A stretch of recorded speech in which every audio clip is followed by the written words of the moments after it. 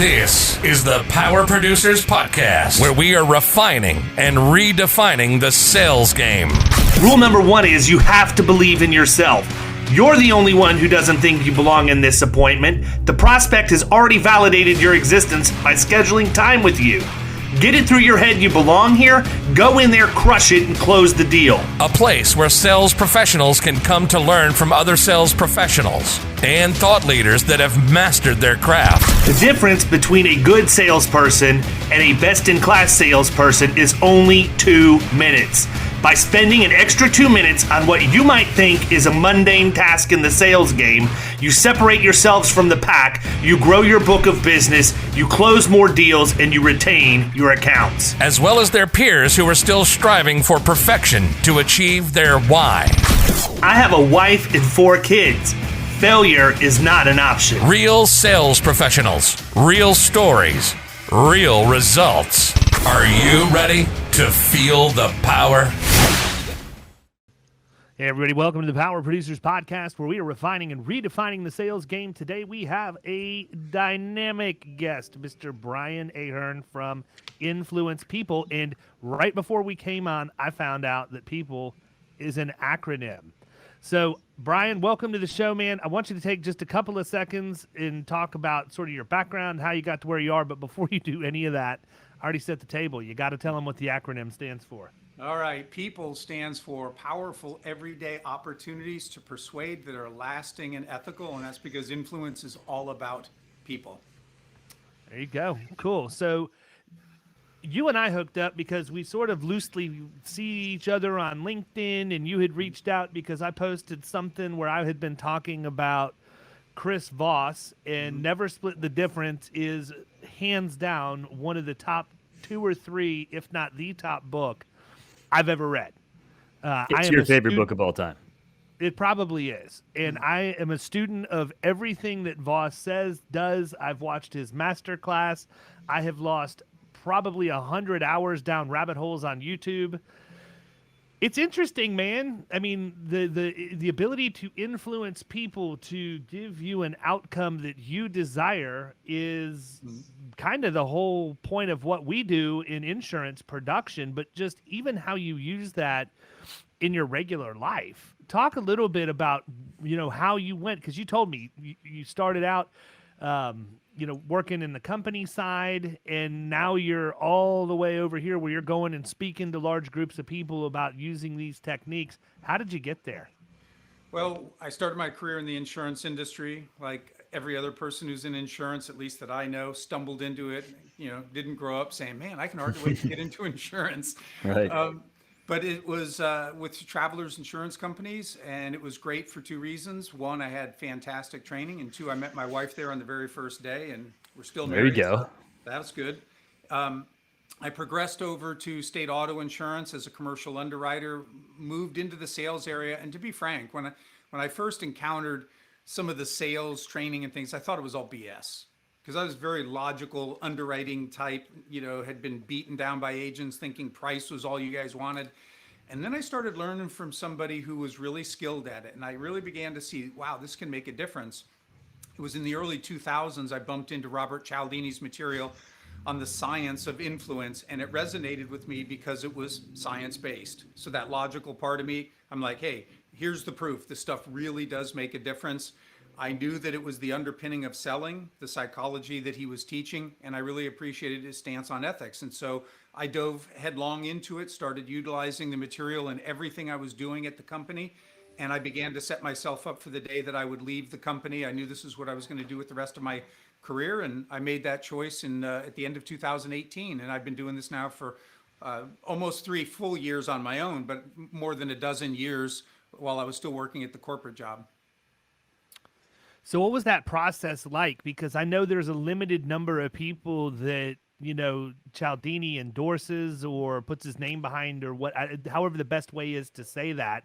And you're one of a very limited number of people. What was the process like for you to be able to get that?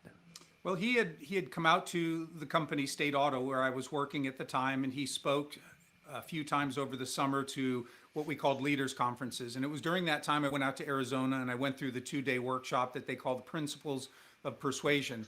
And during that time, I told my boss, I really need to get certified to teach this. And it took me 3 years to convince him, but somebody once described me as a dog with a bone. I won't let go, and I wouldn't let go of it. And so he finally sent me out there, and I went through a week-long training process with Dr. Cialdini and his partner, Dr. Gregory Neidert. And this was after a lengthy application phase where I had to show that we would have the ability to market the materials. So we go through this week-long training where we're actually sitting with the guy who wrote the book, and we're having to teach back to him and do all of this stuff. And then the process isn't finished even with that, because then you have to be audited by his partner, Dr. Gregory Neidert, who is brilliant in his own right. So he came out and audited a workshop that I had put on for agents. And it was only once I was able to successfully do that I got the green light. And there have been people who got to that point doing the workshop and just couldn't do it, didn't handle the material in the way that they wanted. And so they were cut off at that point. So I've been representing him now since 2008, and there are only a dozen of us around the world who can call ourselves Cialdini certified trainers. So what was it that was so, that stood out most, or that was so captivating about it that caused you to keep pushing through and going for 3 years until you finally got your way?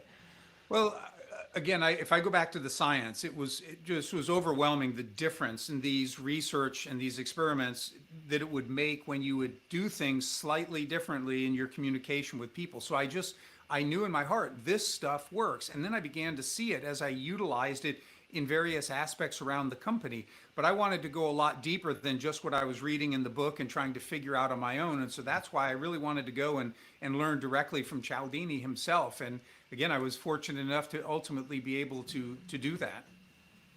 Isn't it crazy, though, how much sense a lot of this stuff makes? I mean, I look at the things that I didn't pay attention to in college, when I was taking basic psychology, just not from a persuasion standpoint, but from an actual, here's how the brain is made up and here's how the different parts of the brain work and all of that stuff.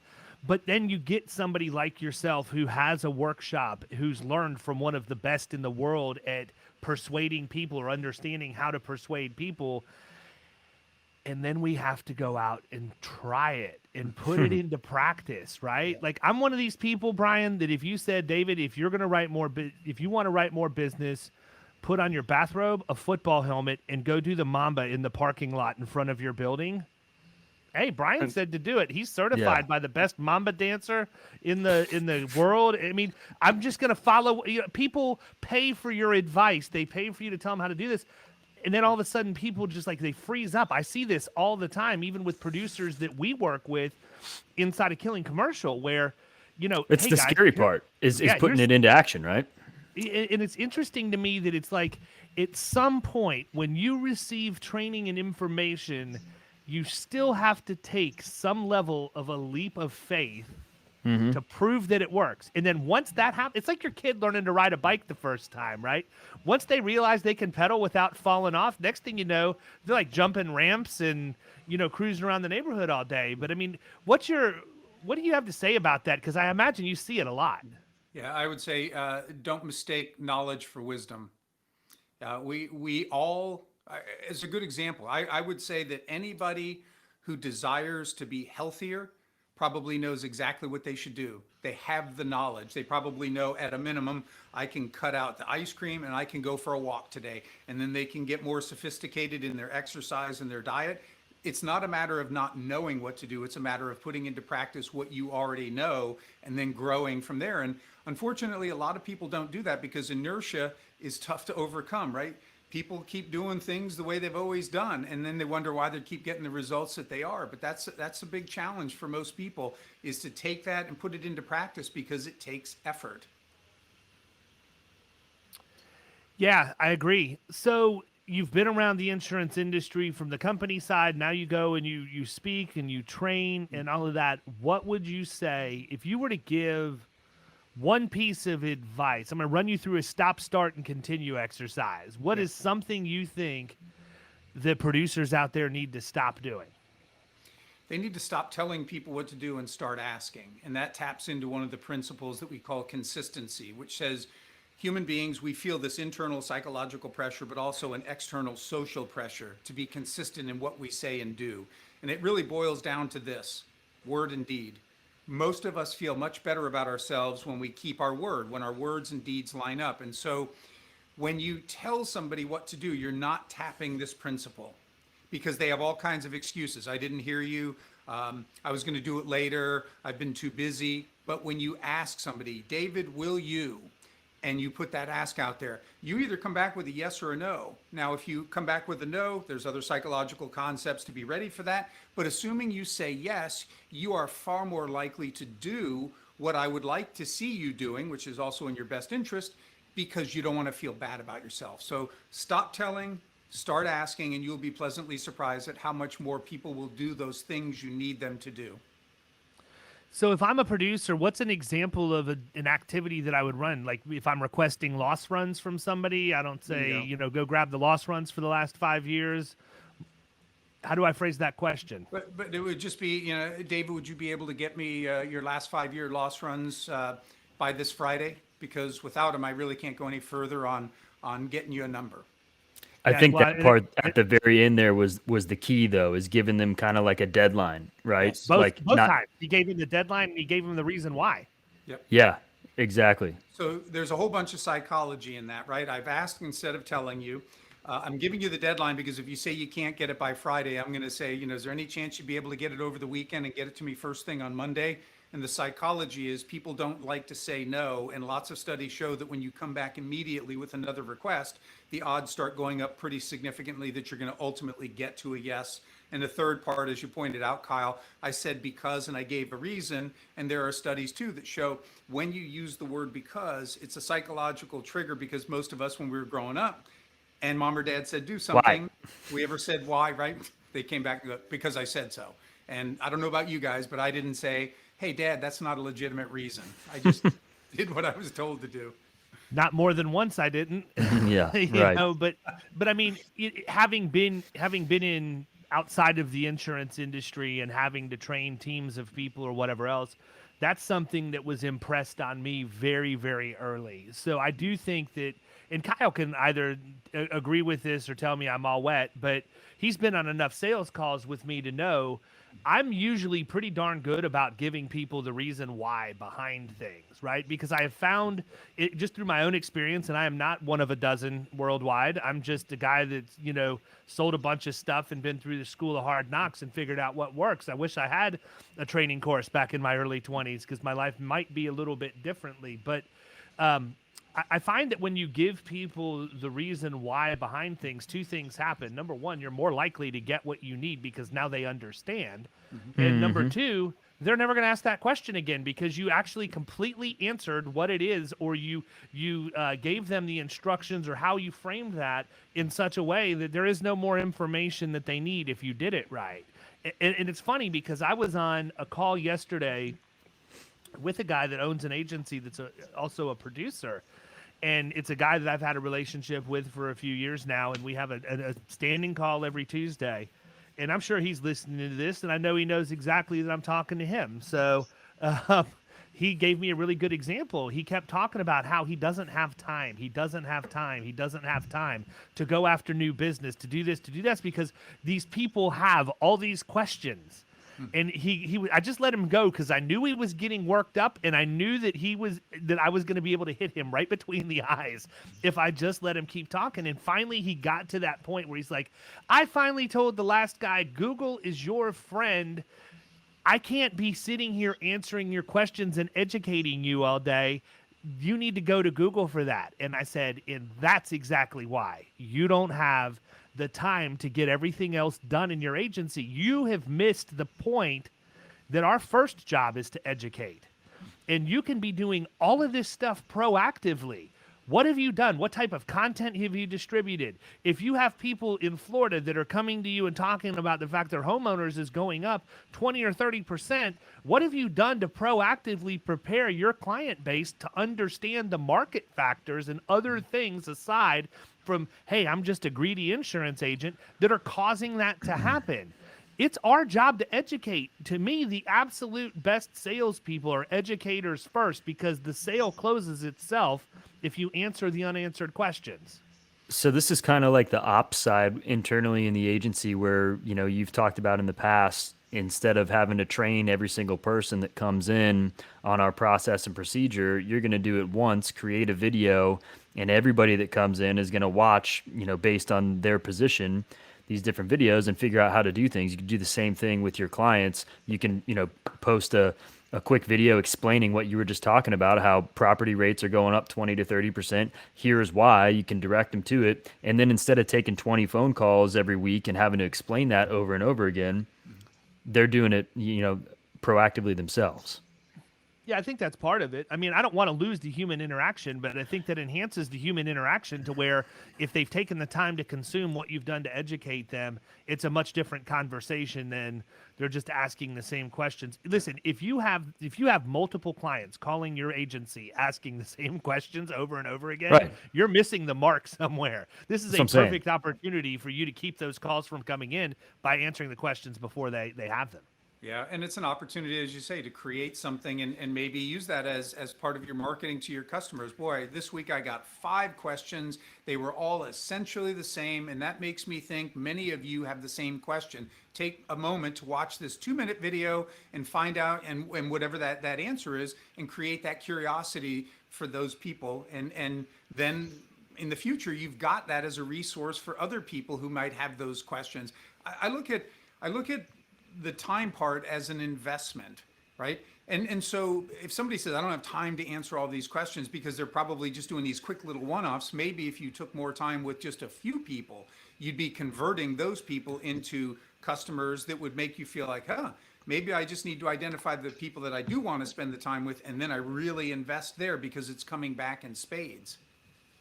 Yeah, agreed. I just think that so many times we get caught up in, we feel like that because we're busy, we're making progress, when in all reality, we're busy and we're not operating as efficiently as we could. And then that becomes an excuse for why we don't hit our numbers. I mean, that's the way that I look at it.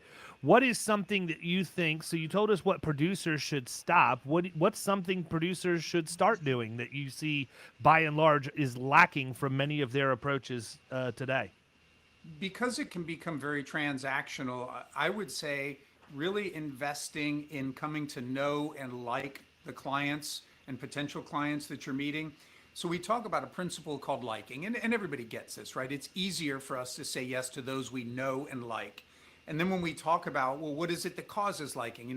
If I find out, for example, with you two, that maybe we grew up in the same hometown, or we cheer for the same team, we have the same pet. Lots of studies show that because we are similar, you will like me more. But it should never be about me getting you to like me. It should always be about me doing everything I can to like you. And the good news is the same things that will make you like me cause me to like you. So when I go in with a mindset of, I want to find out what we have in common, because that's going to make me like you more, David. That's going to make me like you, Kyle. And the reason this becomes so important is when you really can sense that, hey, that guy Brian, he's genuine. He really does he cares for me. That's what opens you up to the rest of the process, because friends do right by friends. I know you guys believe that. I believe that. And so when somebody can look at you as their agent or potential agent and say friend, that's where they're going to be more likely to say yes at every step in the process. Some of my best friends. Yeah, some of my best friends are my clients, for crying out loud at this point, right? But I mean, you basically also proved what I believe, and that is that content marketing, specifically using video, now that it's been more predominant, is king. I don't want everybody to be my client. I want the people who my voice resonates with to be my client. I want the people who can relate to me based on how I present in a video or whatever. They're like, you know what? That guy's pretty sharp. He knows what he's talking about. That's somebody I want to do business with, not the person that's sitting there saying, that guy could afford to be on the treadmill for a couple of more minutes and put the ice cream down. His suit jacket's a little tight. They're nitpicking me the entire time. I want I think we have a great opportunity for people to sort of pre-approve how they're going to react or interact with you based on how you put yourself out there in a content marketing way. And Kyle, I know you were going to say something. I didn't mean to interrupt. Yeah, no, you're good. What I was going to say is that just kind of reminded me of back in my office supply days. Is that was one of the first things that we would really kind of teach people is, aside from ice breaking, like when you're when you're in front of the decision maker, even the gatekeeper for that matter, is just trying to find something off the bat that you can build some rapport on, that you guys have in common. You know, whether it was seeing somebody's diploma on the wall and it was USF and I went to USF, and so we start talking about that, or whether they had a picture of their dog or their kids on, you know, their desk or something. Anything like that, to start relating with them as a human versus just someone trying to come in there and sell them something. It drops their guard, and it just helps move the process along in the direction that it needs to go. Yeah. The one thing I would emphasize on this, though, because two people can do the same thing, but I think the mindset means a lot. So somebody could go in thinking about what you just shared, Kyle, and really viewing it as nothing more than a tactic to get that person to like them. And Yeah. the difference being, when we start to lay hold of this, and like David, as you said, so many of your clients have become friends, and that makes business even more fun. That if you're going in and saying, I want to come to like these people, I want to really enjoy the people that I serve, that's the difference maker, I think, because that begins to change things. It reminds me of, did you guys see the movie Bull Durham? Oh, yeah. Yeah, Kyle, you've never seen Bull Durham? Nuke LaLoosh? Come on. the With quote Kevin in there Costner about, and Tim. I Tim definitely have Robbins? heard. I definitely have heard of it, but I have not seen it. well, We're there's a watching it quote- at sales meeting next Monday because it's Columbus Day and nobody's working anyhow. So you can come down and I'll put it up in the office.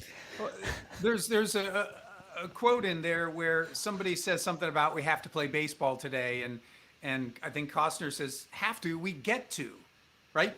Two people are going to do the same thing, but the person who's going in, like, I have to do this, versus the person's Yeah. like, I get to do this. That's the mindset I think we want when we are trying to interact with current and potential clients. And if nothing else, your life will be happier, because it's really nice when you can say, you know what, I really like the people that I work with, that I interact with. That rests more on us than it does them. It's a good Yeah, I point. agree. You know, I almost say that when I go in, and I'm not going out and beating down doors like I used to back in the day, but I mean, I can remember when I did, and this also sort of proves what you're saying, Brian.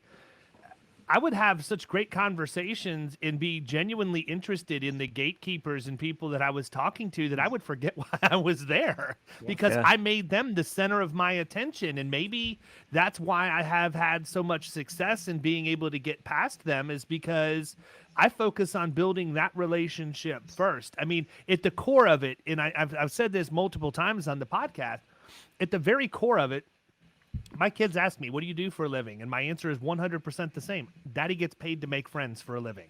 Isn't that the best job ever? You know, to your point too about the gatekeeper, that reminds me, you know, another thing that causes us to like people is paying genuine compliments. And one of the biggest clients I have, which is not in the insurance industry, when I was connected with the owner and then I started working with his admin, she's awesome. I mean, she was so responsive on everything. And so Paul and I get on a Zoom call and I begin to, you know, really praise her. Well, I didn't know that she was on the call yet. So I'm like, you know, over the top. Hannah has been just awesome, and I'm saying these things, and then she's right there, you know. And so she knew I was genuine. I didn't do that to do it in front of her. I wanted to genuinely let this guy know, you got a rock star as your admin because she's so easy to work with. Well, once she heard that, though, right, she is now an advocate for me, and so she was just so helpful and so easy to work with on multiple sessions that I did over a course of a year for their company. So we've done stop, we've done start. What's something that you've seen as far as good producer behavior that you think they should continue? I think continuing and still always looking to get better, presenting yourself as really as an expert, beyond just the fact that, well, of course, you know, you're an insurance agent, I'm not, so you know more than me, but doing what you can to present yourself as that expert so that somebody, it's easier for them to continue to follow your lead. And it's simple things like, you know, if I were talking to you and I say, you know, David, I've been doing this now for more than 30 years, dropping that fact begins to change your thinking. Now, certainly there can be some people who've done the same job every year for 30 years, and there's some people who accumulate 30 years of experience. But generally, when people hear you've done something for a long time, they equate that with being better at what you do. That's a simple way for an agent to just casually change how somebody might think about the next thing that comes out of their mouth, which is going to help them in terms of their insurance protection. The other thing too is just simply citing sources. Most of us learn what we learn from reputable places, and then we fail to cite those sources, when the truth is, if we cite them, we'll be even more credible. Absolutely. Yeah, I mean, it's one of the things, and Kyle's heard this plenty of times. That's one of the things that I preach, and why I'm such a huge proponent of content creation, because when you're in a new business appointment, sometimes the the source that you cite is your own. And I mean, how much better credibility can you get than when you're sitting there talking to somebody about what could be a complex topic and say, listen, whew, I've been doing this for 2 decades, and I was able to get it down into about a 300-word blog post that you'll be able to read in about a minute and a half. Let me get you the link to that, because it's probably way easier for you to digest that than me trying to explain it on the fly to you. Yes. So here's a good example. When I was in Michigan and spoke at the Keystone event last week, there was a company rep, and we began talking, and he said, well, what you do, is this really something that underwriters would benefit from? And first of all, I said, absolutely, because underwriters absolutely they would continually need to get yeses from agents. They need to work together so that they can move the ball forward. And then I said, I wrote an article called The Influential Underwriter, and I made sure I said, for the CPCU magazine Insights. It was in last fall's edition. He's like, oh my gosh, could you send that to me? Mentioning that it was in CPCU's magazine gave it even more credibility. It wasn't self-serving. It was like stamp of approval from CPCU. So that is going to go a long way to building that relationship and ultimately probably getting a client out of it. Yeah, I think there's a definite distinction between, boasting and just adding credibility to what it is that you do. And it's how you say it, right? I mean, what you just said right there wasn't anything, bragging on something you've done. It's simply citing the fact that you know what you're doing. And I think that's important for people. It settles them down and again, allows them to relate with you on a personal level. Yeah. Now, when you need the brag, there is a way to do that and not come across as a braggart. And that would be, so let's say, Kyle, you're going to go out and it's potentially the biggest account you've ever written.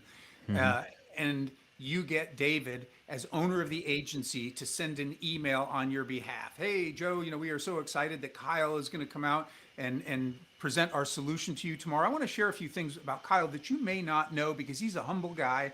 And then he starts listing off all these awesome traits.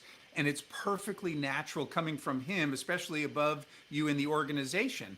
If you said those same things, that would be a turnoff. So I always encourage people, make sure you have a bio ready to be introduced. I had one when I got up on stage. I'm sure you do, David, when you get up on stage, somebody reads a bio. But even for those introductions to other people, because then the most important things are getting out in front, creating excitement to meet you. That's a good point. So obviously this was something that you were really passionate about. I'd like to know what has been the most rewarding aspect of this journey for you. I always talk about my goal with this is professional success and personal happiness. I really believe if I can give people the tools to enjoy more success at the office and all of that what that opens up, if I can give them tools that when they go home and they have conversations with their spouse, their kids, their neighbors, and they get along better, there's more peace and happiness, that's a really, really good why. And I will give one example where I really felt awesome about something I did, and that was an insurance agency in the St. Louis area. Many years ago, I did a workshop, and at the end of the workshop, we would strategize about how to put into practice these principles.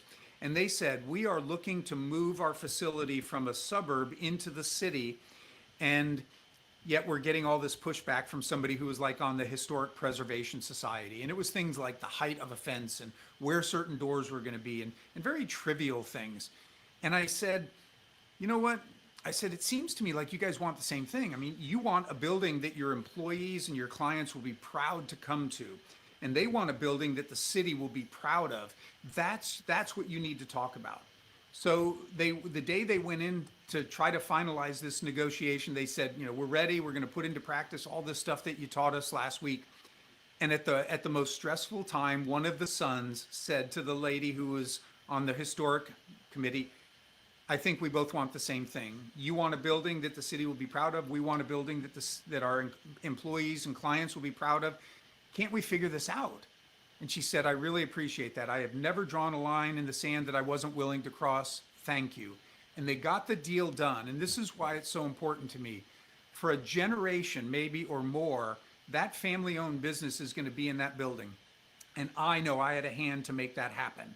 And it may have changed the course of their business. You know, the kids may want to come into the business, all of that stuff. And even if they don't know that, those kids, I know that I helped them make that happen. That's what this is all about. Nice. So I actually used a very similar technique last labeling? week. No, but it may actually have been subconsciously me replicating that, because Brian told me that same story a couple of weeks ago. And I had a client who had an issue with a collection attorney calling them due to a clerical error from a premium finance company. And it was a significant chunk of change. It was like $17,000. And this collection attorney is just hammering my client. My client's like, I don't know this money, and there's no proof anywhere. Finally, they call me, and after I blessed them out for not calling me immediately, I got the attorney's name, and we jumped on the phone. And I mean, this guy was exactly what you would expect from a collection. I say collection attorney very loosely. He worked at a collection attorney's office. I highly doubt this guy was actually an attorney. And he started in on me. He's like, we want our money. We want this cleared up, blah, blah, blah. And so I just said, it sounds to me like we both want the same thing. We both want my client to not be involved with your office anymore. So instead of, trading shots back and forth, is there a way that we can, in a civilized manner, get through this so that I can help you get your ultimate resolution, which is also what I want? It was like somebody flipped the switch. The whole tone changed, and this guy put his guard down, because my natural reaction, I know this is going to come as a shock to a lot of people who listen to the podcast, was, I wish that joker was sitting across the desk from me so I could grab him by the neck. Nobody's going to talk to me that way. Yeah. And I think that a lot of us, we need to check that at the door, because it's easy to get your feathers so ruffled. hard too, though. I know. God, it's so hard. Well, and you've seen me before where we've had this, I've had to eat crow specifically for stuff like this. But, I'm of the mindset where I'm like, you know what? You're probably not going to be a good client for me. I'm out. That would be an easy way for me to do that. But I actually have started, just in the last couple of years, really viewing it as a challenge that the more difficult somebody is, the more involved I want to get, because I want to prove I can win. So how do you go from seeing red like that to flipping the switch? And is it just a repetition and a practice thing? Is it something specific that you've done or changed in that moment? Like, I think for me, the reason why I was able to flip the switch there was because I knew if I blew it up, this guy could file a lawsuit against my client for $17,000. And as much as I wanted to be human and lose my mind, I realized that I needed to take a deep breath, channel my, inner whatever, and then go at him a completely different direction. And I think sometimes, too, you have to realize, specifically, and I've read enough Dave Ramsey books and everything else, but specifically in the collections industry, those people are trained to prey on whatever emotion gets the result that they want. So in their CRM, they know that if they talk bad to you and you get angry, they're going to get a payment from you. Or if they, threaten you and use scare tactics, they're going to get a payment from you. And so I wasn't going to let him win. I went in completely emotionless once I took that deep breath and decided to talk to him, and he didn't know how to handle that.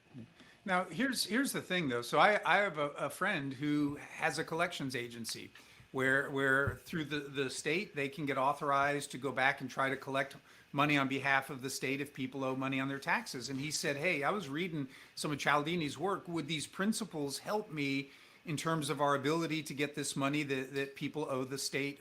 And I said, sure. And so we started looking at all the letters they were sending out, and we changed a lot of stuff, and they saw a significant increase in the number of people who proactively were calling them to try to settle the debts.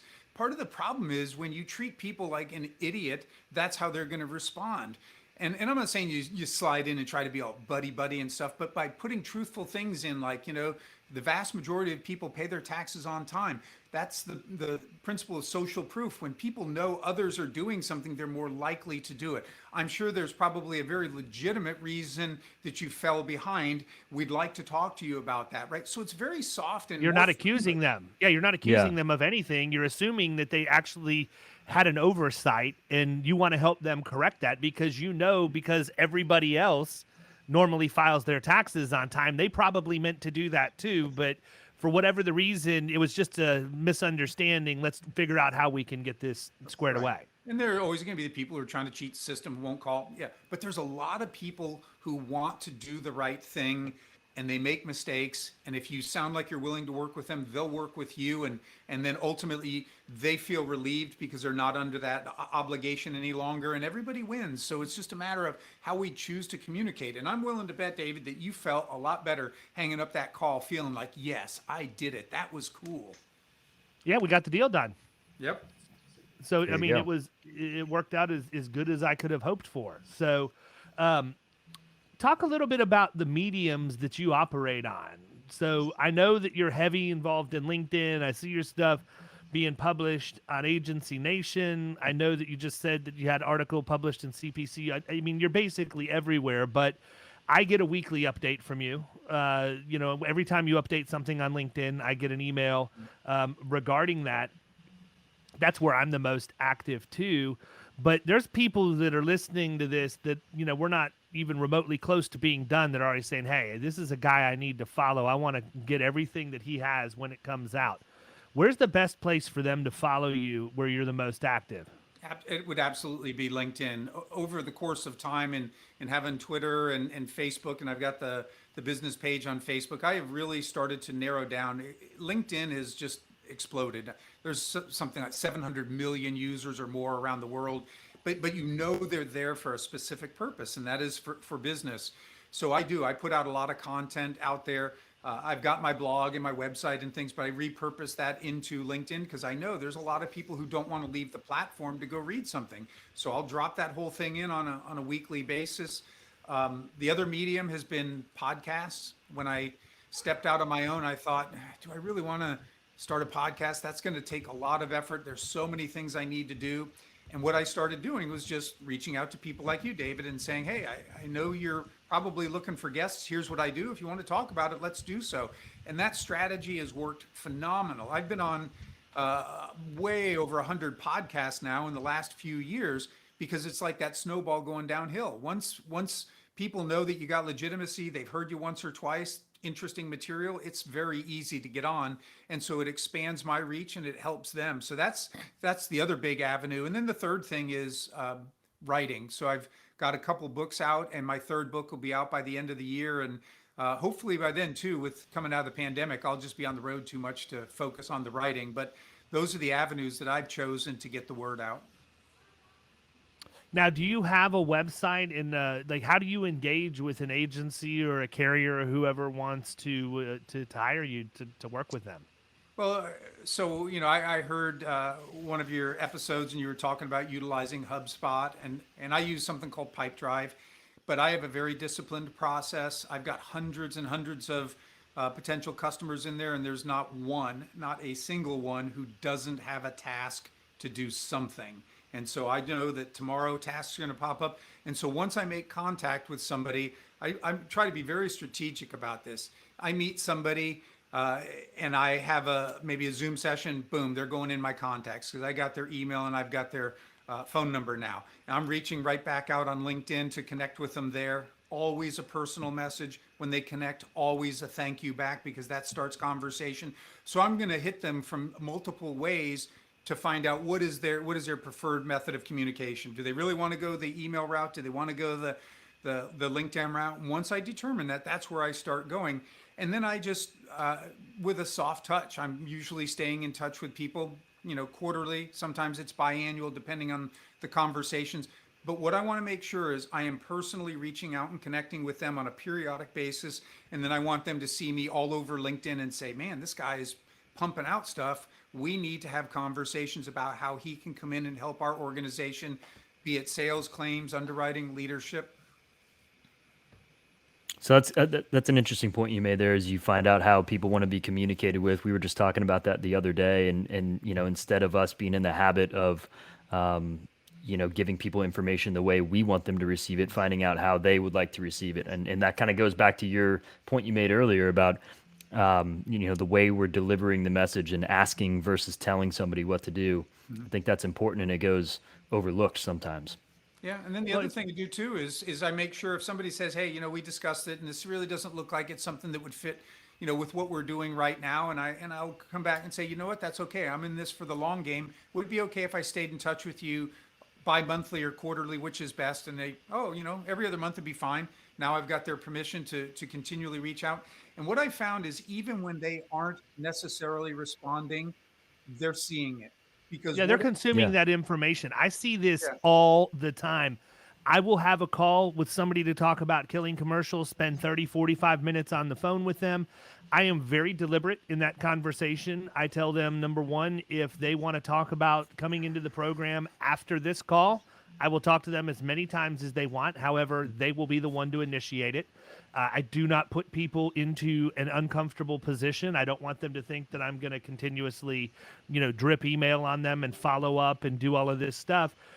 Because I made the decision when I decided I was going to launch a peripheral program to my agency life. I'm not going to go to an insurance conference and sit at the lunch table by myself. I don't want people to feel that way. Yeah. And so I tell them that because I don't want them to feel like they're being ignored. I want them to understand that I'm intentionally not putting pressure on them and that I'm wide open to talk to them, but I want them to make that move. I bet you at least a half dozen times over the course of the last year, 6 months after I talk to somebody, I get a phone call saying, "Hey, I'm ready to come into the program if you'll still have me." Mm-hmm. I've been watching. And so obviously we're watching in the CRM. We know who's opening what, how many pages they're going to on the website and all the content that they're consuming. And we lead score as well. But all that to say, people pay attention. If it's something that they are truly interested in, maybe the timing just isn't right. Maybe they just, they're getting ready to migrate a bunch of data because they're changing AMSs and they're being 100% sincere, or maybe they're tire kickers, But I think that if they are sincere, eventually that does always come back around. And if you handle it the right way, you're going to enhance your own opportunities, to close business down the road. I think as we started opening up this summer from the pandemic, I started getting pinged a lot. And what it was like, wow, I've been reaching out to so-and-so. I haven't heard from them for a while, but then I would find out they were singing my praises internally. So they were getting what I was sending. They just get busy and sometimes they can't reply back. And that gave me that confidence that I'm doing the right thing. So all my outreach is personal. If I send you an email, Kyle, it's coming from me. It's not auto-generated. It's going to be that one-on-one because people respond to that more. And I'm not afraid to say to somebody, look, you won't hurt my feelings if you tell me never. It'll save us both time. I'm okay with that. Absolutely. I'm okay if you tell me not now, because if they say, yeah, now's not the right time, that's where I'm going to say, could I stay in touch with you? What would be good? 2 months, 3 months? What would be the right cadence? And once I've got their permission, they're probably reading, because it goes back to that principle of consistency, right? They want to feel good about themselves and live up to what they said. So there's so many ways to deal with that don't come across as, my gosh, this guy's pounding me all the time. Leave me alone. Mm-hmm. That's not what I want. I want to do enough that people are hungry and they're like, give me more. That's a great point. I mean, and asking permission is a fantastic way to do that. So it's interesting. You said something earlier that I picked up on, where you said people don't like to say no. And one of my favorite things that I have learned and implemented into my process, my sales process, that I learned in Never Split the Difference, was the psychology of people using the word no. Okay, and now I'm not disagreeing with you in what you said, but I'm interested in your comments on what Chris talks about in his book. Chris, we're buddies like that. I'm just going to first name basis now. But his comment was that people psychologically feel in control of the conversation when they say the word no, and we're trained so much to get to yes that if we just take the time to step back and ask the question in a way that will get us to where we want to be through a no answer, you have a better chance of getting to yes in the end. And so an example of that is, when we call people and we know the experience mod on their workers' comp, we know up front whether or not they're paying too much just because of where their mod is. If their mod is a 1.0, and you're an Ohio guy, so I'm giving you a little bit of comp background because I don't know how much you know from your carrier days being in Ohio, but a mod of 1.0 I means was a commercial underwriter, so I remember working with mods. yeah, it just means you're average, right? If you're a 1.0, you're average. If you're above, you're performing badly. And if you're below, you're performing better than average. And so instead of calling up and trying to book an appointment by getting to yes as quick as we can, we open the call with, are you happy that you're paying at least 42% more than your peer group for your workers' comp insurance? And the answer is obviously going to be no. Nobody's going to be happy they're paying 42% more. And I follow up a second time with,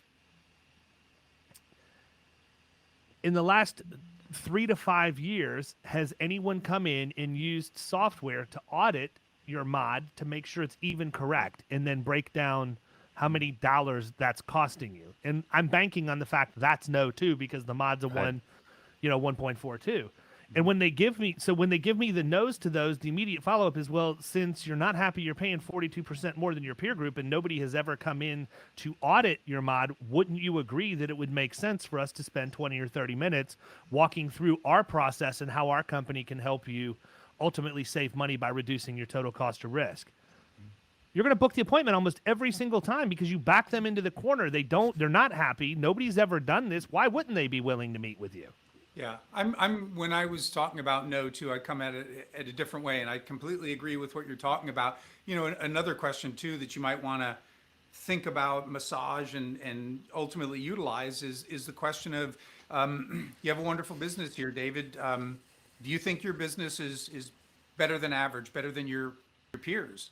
Who's going to say no to that, right? Nobody. No, we're a great business, and that's where you can come in and say, things like work comp mods are based on averages, and I looked yours up, and at 42%, that's not average. That's indicating to anybody who knows anything that this is kind of a dangerous place to work, right? All of us, they've already said now they're better than average, and now they're being confronted with the reality in this big part of their business and their protection of employees beyond just the insurance that they're not. So anyway, but what I wanted to say, when it comes to no, sometimes when people are making an ask of another person, they censor themselves. They say like, oh, I'm not going to ask David for this. He'll never go for this. That's just too, I'm going to start down here. And almost reflexively, people will sometimes say no to a salesperson because they just think I can get a better price. So I always tell people, no, go in and whatever that thing is that you determine to be the right package for that person, you don't say, oh, they'll never go for this because it's a lot more than what they currently have. Trust that you're a good salesperson. They might say yes, but if they say no, you want to be strategically ready in the moment with something else that you can put on the table, because the psychology is with reciprocity, that natural feeling that you have to give back to someone who first gives to you, that also works with concessions. And so when you're ready in the moment, when someone says no, and you're ready and you have some fallback positions, that's where people are quite often going to meet you part way. And there's several studies that clearly show this, where people would get a significantly better response to the very same question by first starting with a bigger ask. So that's a little bit different angle than what you're talking about in Chris Voss, because there are some questions you do want to get that no answer to because it's highlighting what they need to do. Does that make sense? It does. It does. The other one, and I think that I'm trying to remember what video you saw that when you originally reached out to me. It may have been the one on mirroring or labeling, but those are two of my favorites too, right? And then also accusation audit. So from a mirroring perspective, like that to me is something everybody should do. Like you don't have to, you could have the IQ of a potato and mirror people. Like there's no excuse, Brian. Like you literally anybody can mirror anybody. And so we're wired. We are naturally wired to do that. We are mirroring, like in the movies, sometimes we do things unconsciously because that's what we're seeing on the screen. Yeah, that was, again, going back to my days with Quill, mirroring was something that we taught it was something that you had to do because again, it kind of put people at ease. So like, it's a little bit different because we were walking in cold to a business that we had never been in before, trying to sell them some office supplies. So a little bit different scenario. So, and most of the time I was walking in with, one or two other people with me. So it's a little bit intimidating. So, we were trying to do a lot of putting at ease early on. And one of the ways that we would do that is mirror, and not necessarily mirror only with words and the things and repeating what people were saying, because that's what you're referring to, David, but mirroring their body language. And like, if they were sitting, I was going to grab a seat. Like, I'm not just going to stand awkwardly in their office and start talking to them. That's weird, right? If there was nowhere to sit, I would lean in the door frame, or if they were leaning on the counter, I would do the same thing. And that's a big or if they part. go to the fridge to yank out a 4-pack of Perrier, you're gonna take one. I'm just gonna walk over there and snag one. Brian, we were in, that's an inside joke, we were in an appointment with a guy who you would never expect to be drinking anything other than Busch Light, honestly. But it was the guy who owns this plumbing company, and he pulls out a 4-pack of lemon flavored Perrier, and that's like the last thing I wanted to drink. I had a But full water. He was just like, I mean, he one. I'm like, no, we're all right. I've got a water right here. We're good. And he's like, okay, well, yeah, just have one. I was like, it's like your grandma at Thanksgiving dinner, right? No, you'll have one more piece of pie. Have one more. It's like, fine, I'll do it. I'll take it. Kyle, to what you're saying about mirroring, and I use the term mirroring when it's the body language and pacing when it comes to voice, but it really falls under what I described earlier, that principle of liking, that we prefer to say yes to people that we know and like. And when we find that we're similar, and similarity is not just sports teams and college, but when we think that people are similar to us in the body language and how they talk and how they behave, all of those, like you rightly point out, it gives a sense of comfort to the other person.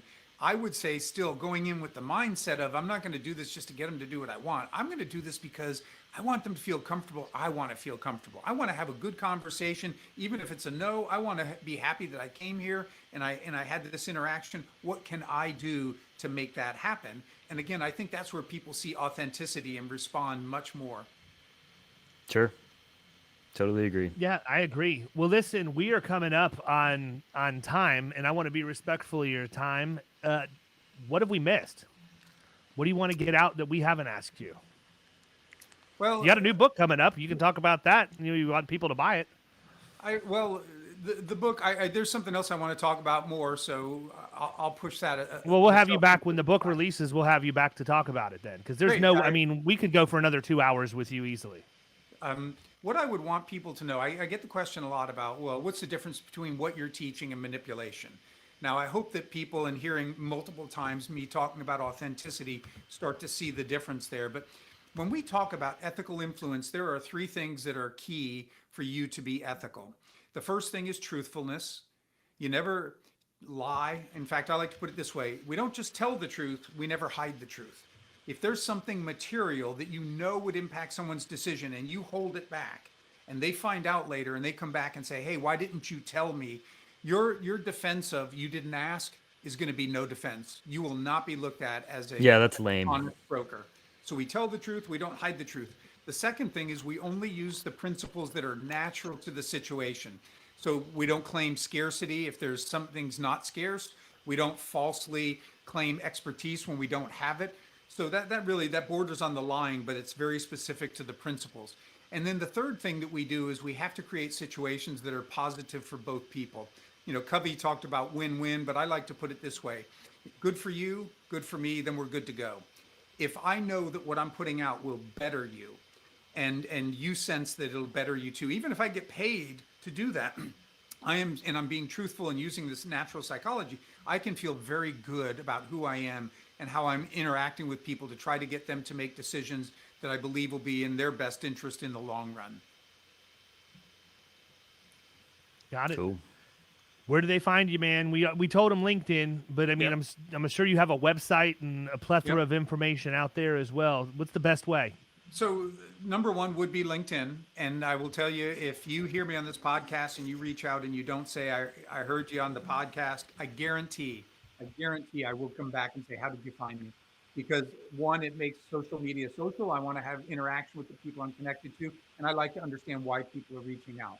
So that would be the best way, because then you're going to see all kinds of content. But if you go to my website, which is influencepeople.biz, you go out there, you can see any of the 100+ podcasts I've been on and listen to those. There are preview videos of my LinkedIn learning courses. There's other videos. There are links to my books. I've been blogging for more than a dozen years. There's 600 or 700 articles out there. So there is no shortage of information available on the website, and I keep pumping it out, and you'll see it on LinkedIn. Good deal. Well, listen, Brian, very much appreciate you spending time with us this afternoon. There's a 100% chance that we are going to have you come back. Would love to have you come back and talk about the new book when it gets closer to that time. Really appreciate you sharing what you've shared today. People, it costs you nothing to connect with this guy, right? He just, if you dissected what he just did, he practices what he preaches. He established authority by telling you how many podcasts he's been on, how many blog posts he's written, how long he's been doing it, giving you the clear path on where to find him. If you don't get better at persuading people, it's your fault, because we have given you the conduit to somebody who can make you better. So, Brian, thank you very much for being on. Look forward to having you back and wish you nothing but continued success going forward. Hey, it was my pleasure, and I look forward to coming back and talking with both of you. Thanks, Brian. You've been listening to the Power Producers Podcast. You can follow Killing Commercial Insurance on Facebook and YouTube. And if you want to take your game to the next level, check out our book, The Extra 2 Minutes, and our website, killingcommercial.com.